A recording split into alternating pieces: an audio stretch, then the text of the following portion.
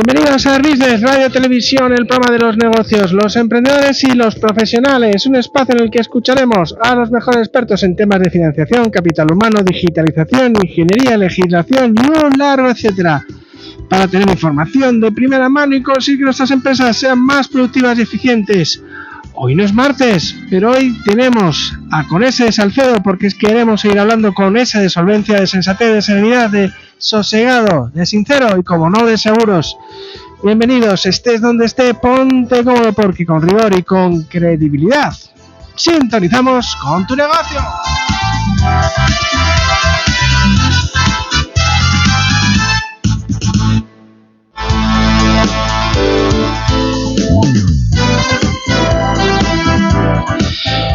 Pues como les decía a ustedes, hoy no es martes, hoy es lunes. Empezamos esos 5 programas que tenemos a día de hoy en Ars Business Radio Televisión, pero hoy vamos a hacer un especial de Conese de Salcedo, con nuestro querido Julián Salcedo. Hoy tenemos de invitados, lo tenemos ya aquí en el estudio, a Juan José Perucho, que es presidente de la Asociación General de la Vivienda, ¿no? Gestores de Vivienda. De Gestores de Vivienda, de AGV, y luego pues un mega experto también en temas de la vivienda protegida.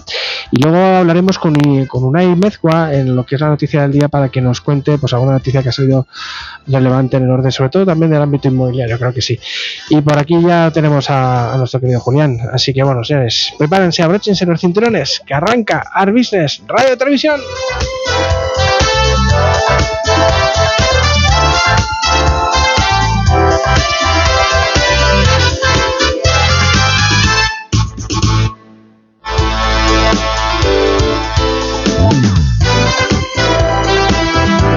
¿Cómo estás, don Julián? Muy bien, buenas tardes, muchas gracias, Roberto. Efectivamente, hoy no es martes, pero el programa no se llama Con Martes de Salcedo. Efectivamente. Entonces, como la virtud es ser flexible, ¿no? Oye, pues, con ese de Salcedo, sí. Bueno, sí, efectivamente, digamos, con nuestro invitado teníamos muchas ganas de tenerle aquí al amigo, porque además de todo es un magnífico amigo, Juan José Perucho, y bueno, pues estos días tenía muchas complicaciones y solo le encajaba el lunes, ¿no? Pues ya está, aquí estamos el lunes. Bienvenido, Juanjo. Muchas gracias a los dos, por estar Roberto con nosotros. Bienvenido. Oye, que además teníamos ganas de estar contigo, porque justamente a micrófono cerrado, antes de entrar, comentábamos el problema de la necesidad de vivienda, la vivienda asequible, sensibilizar a todos los actores en el mercado, ¿verdad? Y también a los ciudadanos, pues de que tiene que haber vivienda de todo tipo, por supuesto libre como no va a ser, pero también protegida, y también es otra categoría intermedia de vivienda asequible, no solo en alquiler, como ahora parece que todo el mundo se vuelca, también en propiedad, ¿no? ¿Qué te parece a ti todo esto? Es que esto de asequible suena tan bien, ¿verdad? Pero claro, asequible ¿para qué bolsillo, no? Sí, la verdad que es un apellido muy bonito, pero luego hay que ver la realidad, los números y las cifras, ¿no? Bueno, a ver, yo creo que estamos en una situación de mercado muy buena, ¿vale? Pero es verdad que acumulamos una necesidad de vivienda, llamémosla asequible, protegida, o que los jóvenes la puedan pagar, muy alta, ¿no? En los últimos años el precio de la vivienda en el municipio de Madrid no es viable para las nuevas generaciones.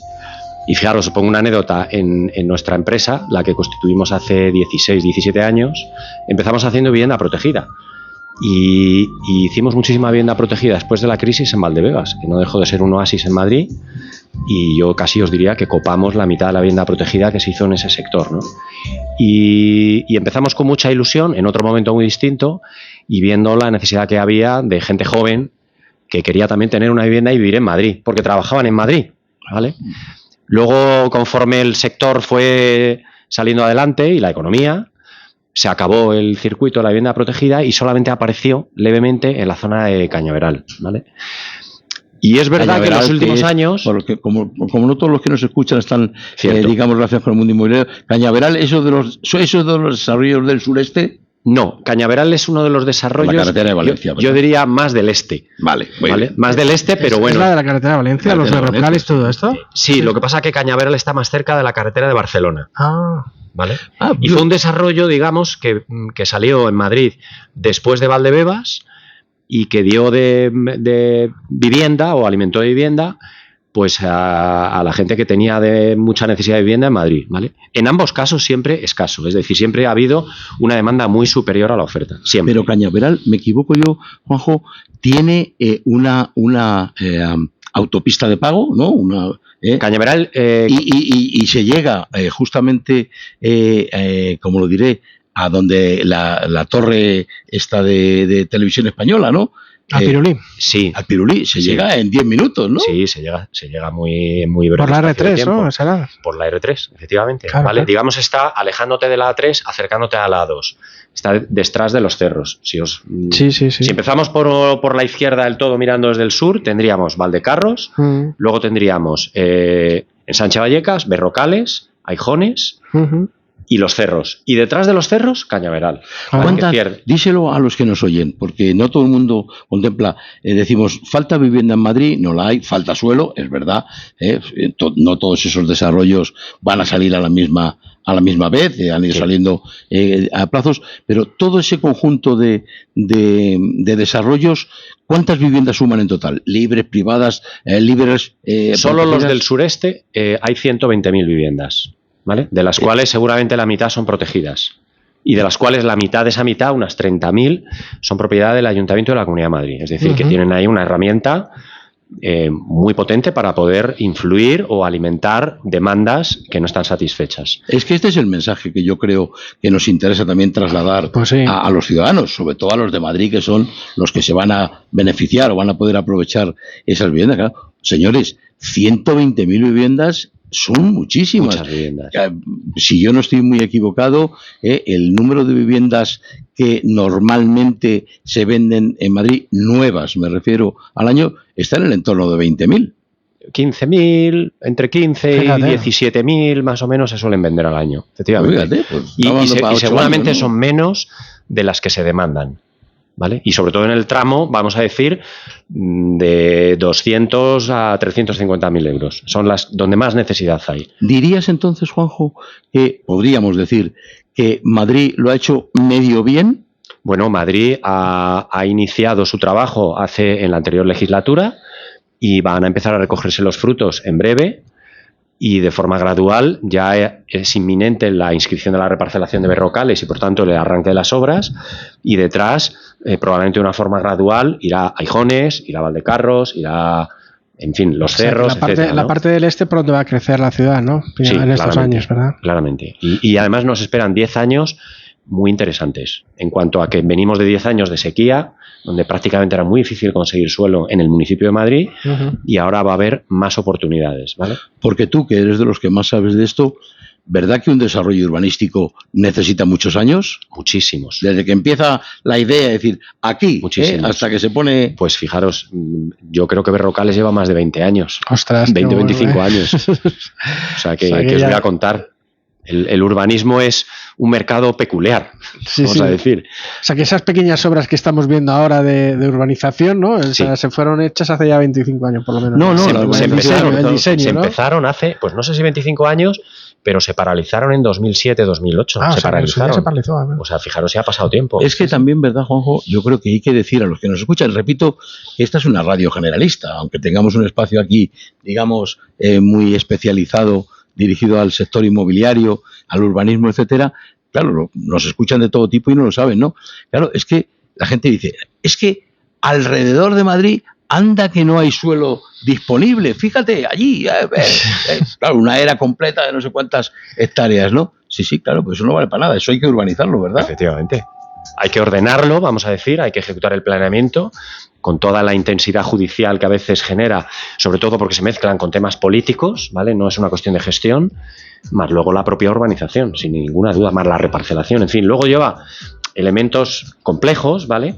Hasta que eso, por fin, pone en marcha el puesta a disposición de suelo en el mercado, ¿no? Y la urbanización no es gratis, cuesta mucho dinero. Muchísimo dinero. Y si se hace por el método convencional, que es el método de compensación, un agente de compensación, eso supone que los propietarios de ese suelo, llamémoslo bruto, ¿no? Ese suelo que no ha sido urbanizado todavía, tienen que soportar los gastos de urbanización a su cargo, y a lo mejor estaréis aportando cantidades muy elevadas durante 10 años, a lo mejor hasta que empiecen. Efectivamente, es verdad que, como en todo mejoramos, en los últimos ámbitos se ha introducido un formato muy seguro, vamos a decir, económica y jurídicamente, que es que las juntas de compensación se quedan activos dentro del propio sector con el fin de no tener que depender exclusivamente de los recursos propios de los propietarios, sino que vendiendo esos activos sufragan una parte importante del desarrollo, ¿vale? Y de alguna forma eso garantiza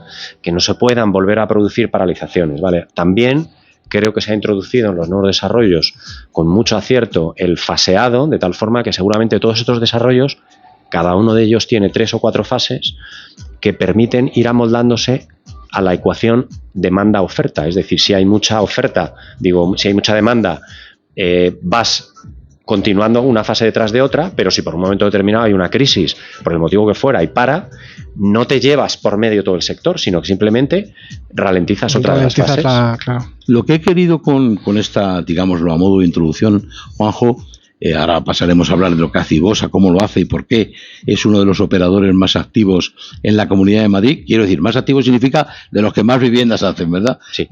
Es que la gente no lo piensa. La gente piensa que, bueno, ahí hay un suelo y de repente alguien se pone a construir, ve una grúa, anda, ya están construyendo, dentro de año y medio o 2 años tenemos las casas. No. Antes de eso hay un proceso de ordenación, como tú has dicho, un proceso urbanístico que hasta que, digamos, termina con un proyecto de urbanización y se ejecuta el proyecto de urbanización, aquello no vale para nada. Aquí no hay posibilidad de poner una grúa encima, ¿verdad? Efectivamente. Y si queréis os cuento la experiencia por ello, claro, de uno de los desarrollos más polémicos y longevos y largos que se nos ocurrió meternos en una cooperativa en el año 2014, cuando empezaba a repuntar el sector y la economía, yo diría, ¿no?, en Madrid, y nos presentamos a una subasta en Cuatro Caminos, en pleno centro de Madrid, con 4 hectáreas, 40.000 metros. Jolín. En Madrid, que eso yo creo que pocas veces se va a dar, ¿no? Y era todo un desarrollo. Lo que llamaban las cocheras de Cuatro Caminos. Las cocheras de Cuatro Caminos, efectivamente, que llevaba un parque, que además llevaba 443 viviendas, llevaba parcelas dotacionales del ayuntamiento y llevaba una cochera de metro. Han pasado 10 años. En noviembre, creo, no, en marzo, hacemos 10 años desde que constituimos la cooperativa. Y hemos restituido el planeamiento, nada más. Y tenemos que empezar casi desde el minuto cero, ¿no? ¿Por qué? Pues porque esto del urbanismo es para pensárselo. Es para que el legislador se piense el sistema con el que desarrollamos el urbanismo en España y las garantías jurídicas que tiene. Porque no funciona, es evidente. No tiene ningún sentido. Señores, los que nos escucháis, Qué bueno. Es que pónganse ustedes a pensar quién de nosotros en su empresa, en su actividad, ¿no? Porque alguien pensará, hombre, todos los negocios son complejos. Por ejemplo, siempre pongo el mismo, ¿no? Una empresa de fabricación de automóviles, ¿no? La Ford, la Renault, lo que sea. Joder, qué inversiones, qué no sé qué. Sí, oiga, pero el coche sale en 8 días, ¿no? Sí. Tendrán mucha maquinaria, lo que sea. Es que, fijaros lo que nos está hablando Juan José Perucho de su propia experiencia. Han transcurrido 10 años y no han avanzado prácticamente nada. Sí, han iniciado de nuevo el ordenamiento. Hemos avanzado un poquito, pero es evidente que una dosis de incertidumbre de ese calibre, cualquier negocio, pues no sé si decir que lo inviabiliza o lo convierte en un negocio de altísimo riesgo, ¿no? Y eso no tiene sentido. ¿En esos años hay algún tipo de coste importante para vosotros? Pues mira, casi te diría, una de las novedades en este desarrollo es que es la primera vez, por lo menos que yo conozca, que el desarrollo, el propietario, no es una inmobiliaria, sino una cooperativa. Es decir, que es un conjunto de 400 ciudadanos, que ha llegado a tener un lema que es 443 familias, ¿no? Claro. Y es casi, os diría, el nombre de la cooperativa. Y ellos, pues imaginaros la ruptura en el ciclo vital de una familia que invierte todos sus ahorros para comprarse un piso a 4 años vista y lleva 10 y ni siquiera hemos empezado a urbanizar.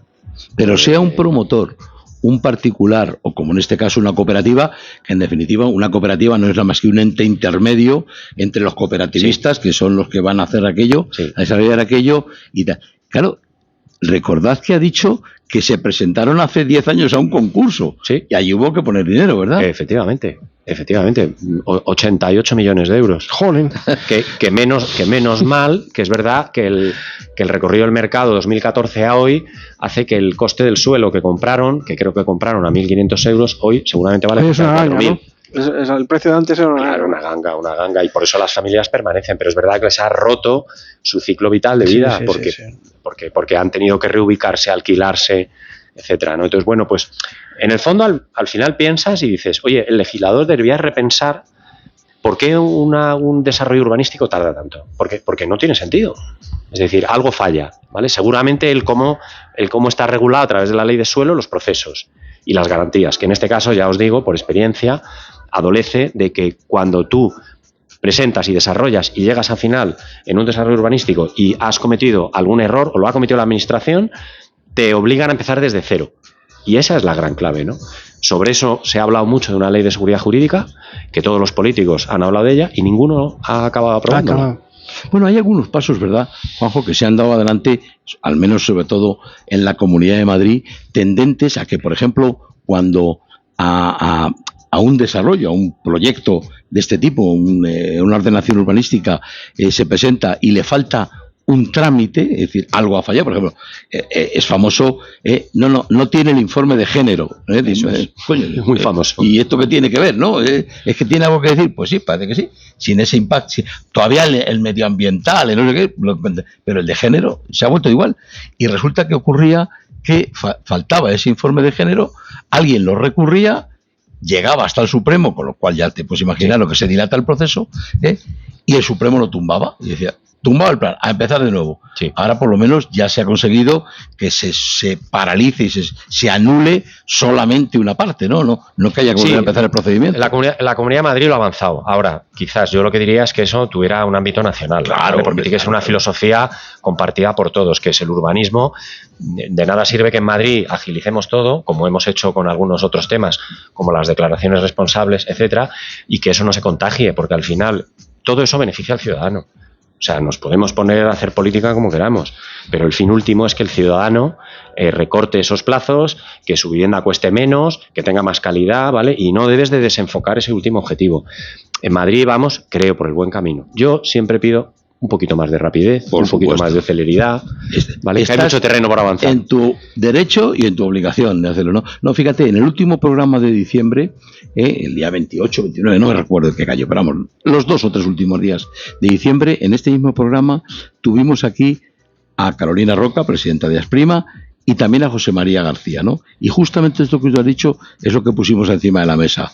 Pero, hombre, por favor, que el resto de comunidades autónomas tomen nota, sí. Y si ven que esto funciona y que ayuda, pues que, digamos, se traslade también al resto de comunidades autónomas. Nada hacemos con que Madrid se convierta en una isla, ¿no? Efectivamente. Deberíamos de ser en ese sentido un referente. Claro. Yo me acuerdo la primera vez que hicimos un especial, ¿te acuerdas? Pues trajimos a varios miembros del entorno inmobiliario, vinieron 8 personas o 9, ¿no? Hicimos un par de ellos. Y bueno, pues yo no soy del mundo inmobiliario, y una de las cosas que pregunté fue precisamente qué pasaba con las cooperativas, porque yo había crecido, todos hemos crecido con esas cooperativas que se hacían con un cierto número importante de operaciones a lo largo de... Sí. Y desde hace unos años, quizás a lo mejor, por lo que tú estás diciendo, 10, 15, 20 años, acá prácticamente no se ha ralentizado mucho, ¿no? ¿Qué es lo que ha pasado? Me acuerdo que lo pregunté, ¿no? Pues fíjate, yo empecé en el año 91 en la PSV. Como sabéis, la gestora de la UGT. Sí. Toma. Los de Valdebernardo. Sí, entre otros, que acabó haciendo los EGIPS. Es verdad. Pues yo empecé después de terminar la carrera justo en ese sector. Y había una gestora que era PSV, IGS, que era la gestora, que era por aquel entonces la mayor promotora inmobiliaria de España. Y además quiero recordar que triplicaba Metrovacesa, que ya por aquel entonces era el referente inmobiliario en España. Así es. En calidad y en volumen y todo. Era, de alguna manera, el brazo inmobiliario del BBV. Exacto, y era un referente. Era muy, muy, muy habitual que las viviendas protegidas se desarrollaran en régimen de cooperativa, ¿vale? Desde entonces ha habido unas etapas donde ha habido muchos consorcios urbanísticos en Madrid, se ha hecho muchísima vivienda protegida entre comunidad y ayuntamientos, y luego ha habido una etapa de sequía, ¿vale? Que ha coincidido a raíz de la famosa legislatura de nuestra alcaldesa Carmena, ¿vale? Donde el desarrollo de suelo era una cosa maldita, no innecesaria. No era ella solita, ¿Qué ¿verdad? manía tenía la gente con querer casas? Tenía un gurú urbanístico ahí, ¿verdad? Sí, no, era evidente que tenían visión estratégica. ¿Vale? Todo eso paralizó el mercado, que es un mercado que lleva la necesidad de mucho desarrollo, y se volvió a retomar tímidamente pues una actividad de cooperativas, ¿vale? La cooperativa siempre ha ido, desde que yo la conozco, vinculada a vivienda protegida, periferia de Madrid y sindicatos, ¿vale? UGT, comisiones obreras, ¿vale? Ya está muy vinculada, ¿no? Yo creo que nosotros cuando constituimos Ibosa, y me meto ya ahora en Ibosa, Sí, hablamos intentamos romper un poco ese esquema y basarnos en la filosofía. La filosofía de una cooperativa, ¿qué es? Estás aunando, dentro de la cadena inmobiliaria, estás juntando el último eslabón, que es el cliente, con el primer eslabón, que es el suelo. Y entonces, ¿quién compra el suelo? El cliente. No hay una promotora en medio. Claro. ¿Vale? Es otro modelo. Ni mejor ni peor. Es distinto. ¿Vale?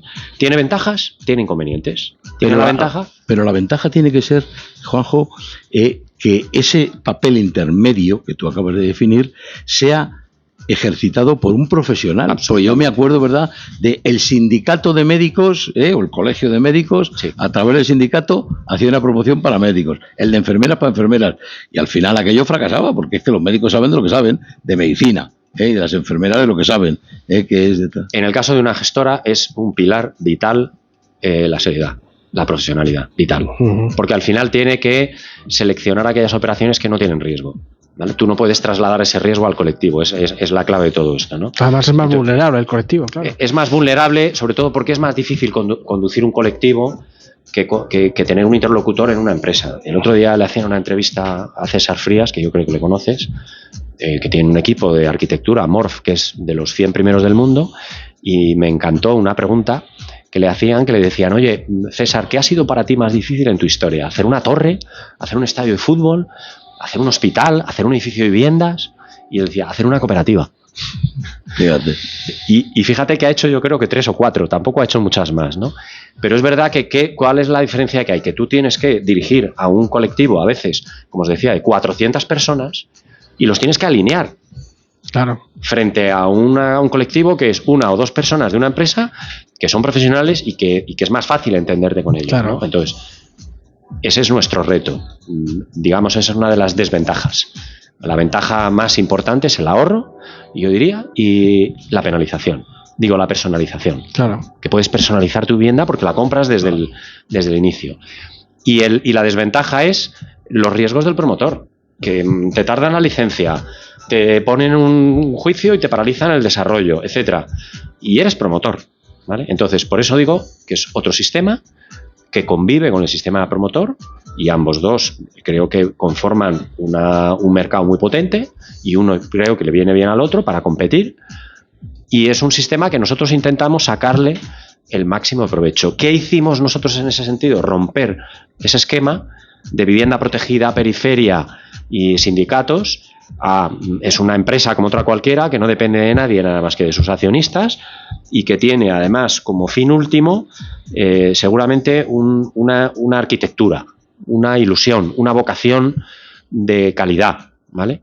Y que además se extiende no solamente desde la vivienda protegida, sino a la vivienda libre, y hemos llegado a hacer viviendas de 120.000 euros y de 3,5 millones de euros, ¿vale? Al final el cliente es el mismo, es una persona que quiere su casa, que te amoldas a sus circunstancias económicas y que tratas de darle la mejor casa posible, incorporar las últimas innovaciones y todo adaptarte al presupuesto de cada uno, que no es igual el de 120.000 que el de 3,5 millones. Y como estamos hablando ya de AGV, cooperativas, sí, y de Ibosa, por supuesto, y como has tocado 2 temas que a mí me parecen muy importantes. Uno, puede conseguir una vivienda con ahorro, o sea, sí, ahorrándose dinero, ¿no? Sí. Más barato, y además has hablado de la misma calidad para una vivienda libre, sí, que se hace, digamos, no en régimen normal y no en régimen cooperativa. Vamos a desmontar esos equívocos que siempre dice la gente. Es que en una cooperativa la calidad es peor. Es que al final te sale más caro. Venga, desmóntalo. Sí, te voy a poner un ejemplo real. Porque este de 3 millones creo que la calidad no debe ser mala, ¿no? No es nada mala, no. Ni la de 120.000. Pero os diré que mucha de la vivienda protegida que hicimos en Valdebebas tenía unas calidades espectaculares. Fíjate. Fachadas de mármol. Jolín. Solados de las terrazas de madera de IP. Vivienda protegida. ¿vale? Es verdad que era otra época con el coste de construcción más barato. Pero me centro en poner un ejemplo, ¿vale? Fijaros, el paradigma de las ventajas de una cooperativa, yo creo que lo hemos conseguido en una cooperativa muy grande que hay en el ámbito Mau Calderón, que se llama Residencial Zaurac, 196 viviendas. Esa cooperativa, en el ámbito Mau Calderón hay 6 grandes manzanas, muy grandes, que las vendieron 3, el Atlético de Madrid, 3 Mau, ¿vale? Nosotros compramos 2 de las de Mau, es decir, que teníamos un tercio del ámbito. Dentro de ese tercio hicimos 2 promociones, una en cooperativa, 196 viviendas, y otra, una sociedad vehículo con un fondo de inversión. Fijaros qué filosofías tan distintas, ¿vale? La cooperativa fue la que pagó más caro por el suelo, probablemente porque era la mejor ubicación, y pagó 3.137 euros metro cuadrado edificable, cuando el resto pagaron en torno a 2.800, 2.900. La vivienda fue la más barata de todas y la que más calidad tiene. Tiene geotermia, tiene una fachada espectacular. Si os vais a dar una vuelta por allí, ni os tengo que decir qué edificio es, porque es espectacular. Tiene un chill out arriba. Efectivamente. Qué bueno. Tiene un chill out arriba de 1.000 metros cuadrados. Es que tengo un amigo que con una piscina, con una gastroteca. Tiene gimnasio, tiene spa, geotermia, paneles fotovoltaicos. Es decir, es la que más calidad tiene, la que más barata ha salido, pero fijaros, una diferencia. 1.000 euros metro cuadrado edificable. Jolín. O sea, es el paradigma, ¿vale? 1.000 metros de diferencia entre una y otra. Sí, esta ha salido a 4.500 y seguramente la vivienda libre está entre 5.500 y 6.000. Yo me acuerdo del eslogan este del Lidl que decía, la calidad no es cara, ¿verdad? Mi amigo, que tiene una espectacular, no es el ático, que es el de arriba, pero es el justamente debajo, pero además es un edificio, una edificación que tiene un movimiento a las fachadas, estos aterrazados ya que hay. Sí, muy bonito. Se han roto las terminaciones en esquina y se hacen todas redondeadas. Es espectacular, ¿no? Espectacular. Y yo me acuerdo que cuando fue a comprar, como es amigo mío, me preguntó, ¿qué te parece? Y dije, oye, a precio de mercado, estás comprando a precio de mercado. Hombre, a precio de mercado. No te puedo decir, pues te engañaría que esto es mucho más barato. Pero dije, pero no te equivocas, porque estás comprando a precio de mercado de hoy. Qué bueno. Pero cuando te la entreguen, sí, te darás cuenta, ya te estoy diciendo, sí, no se la entregaron. Antes de la entrega tuvo lugar ese otro desarrollo que han hecho para un fondo. Exacto. Y ya salió a 1.000 y pico euros por encima, efectivamente. ¿no? Y está todo vendido, curiosamente, el otro. Todo vendido y le queda un año de obra. Entonces, bueno, ese es el paradigma al final. Cuando todo va bien y estás bien gestionado, creo que la cooperativa es una grandísima oportunidad, ¿vale? Entonces, ¿cuál es la idea un poco? Pues convertirnos en agentes en el mercado, que trabajamos para colectivos vía cooperativa, para fondos de inversión vía sociedades vehículo. Al final es gestionar inmobiliariamente. Mientras nos pasan ahora, que va a ser en un momentito con Unai para darnos la noticia del día, pero ya para ir abriendo boca de lo que hacéis realmente en Ibosa, no ya la AGV, sino Ibosa directamente. ¿Cuántas viviendas tenéis en este momento en ejecución, en desarrollo? Pues mira, te voy a dar datos. Tenemos en total 2.018 viviendas, de las cuales 1.990 están en Madrid y solamente 27 las tenemos en Bilbao, ¿vale? Es decir, que somos operadores eminentemente de Madrid. Son 11 promociones y es una inversión gestionada de 822 millones de euros, ¿vale? Que lo tendremos que desarrollar aproximadamente en 4 años. Y yo creo, tampoco lo sé a ciencia cierta, pero que debemos de ser dentro del municipio de Madrid de los principales operadores por volumen de vivienda. Tengo en mente otro, no se trata de hacer publicidad, pero aquí no vivimos de esa publicidad, ¿no? Culmia es el otro, probablemente, ¿no? Sí, puede ser. Puede ser porque tiene un volumen de viviendas muy rápidamente alcanzado, importante. Tengo algún ex Ibosa que trabaja allí. Con una diferencia, ¿verdad? Que tampoco es mala publicidad ni de otro tipo. Que Culmia se adjudica las viviendas, sí, las desarrolla y en una determinada fase se las traspasa a un fondo o a un tercero, ¿verdad? Efectivamente. Mientras que vosotros os las quedáis para vuestros cooperativistas. Efectivamente. Así es. Es que esto es muy importante, ¿eh? Esto es muy importante. Y parte de la vivienda que hacemos es protegida, es decir, hoy retomamos la actividad en la protegida y tenemos 644 de esas 2.000 viviendas que son protegidas. Es nuestra colaboración. Okay. Pues si te parece...